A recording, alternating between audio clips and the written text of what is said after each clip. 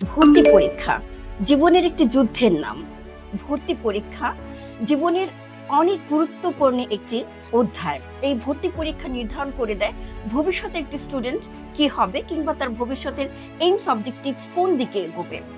2023-24 সালে যারা এইচএসসি পাশ করেছো এবং এই ভর্তি পরীক্ষার জন্য তোমরা এই যুদ্ধটি করে যাচ্ছ, একবার অকৃতকার্য হওয়া কিংবা একবার হেরে যাওয়া মানেই কি জীবনে হেরে যাওয়া কিংবা সম্ভাবনার দ্বারগুলো বন্ধ হয়ে যাওয়া? কখনোই না। আমি মনে করি এই হেরে যাওয়া তোমার জন্য খুলে দিতে পারে অনেকগুলো দ্বার। এই হেরে যাওয়া তোমার জন্য হতে পারে আরেকটি জয়ের সম্ভাবনা। হ্যাঁ, যারা মেডিকেলে ভর্তি হতে চেয়েছিলে অথবা চিকিৎসা সেবায় যারা নিজেদেরকে নিয়োজিত করতে চেয়েছিলে, আমি তাদের জন্যই বলছি। মেডিকেল সায়েন্সের এমন 3টি সাবজেক্ট রয়েছে যে সাবজেক্টগুলো পড়ে তুমি দাঁড়াতে পারো মানুষের পাশে এই চিকিৎসা সেবায়।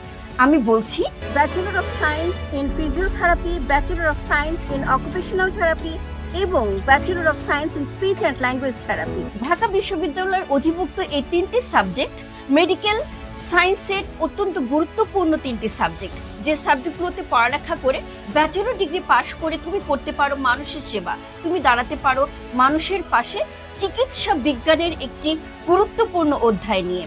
হ্যাঁ, বদলে যেতে পারে তোমার পৃথিবী এবং তুমি যেভাবে চেয়েছিলে মানুষের সেবা করতে, মানুষের চিকিৎসা করতে, দাঁড়াতে মানুষের পাশে, এই স্বপ্নটি হতে পারে তোমার পূরণ সম্পূর্ণভাবে। তাই আমি বলবো হতাশা নয়, আবারও তুমি রিস্টার্ট করতে পারো জীবনের সবগুলো সম্ভাবনাকে আবারও চ্যালেঞ্জ জানাতে।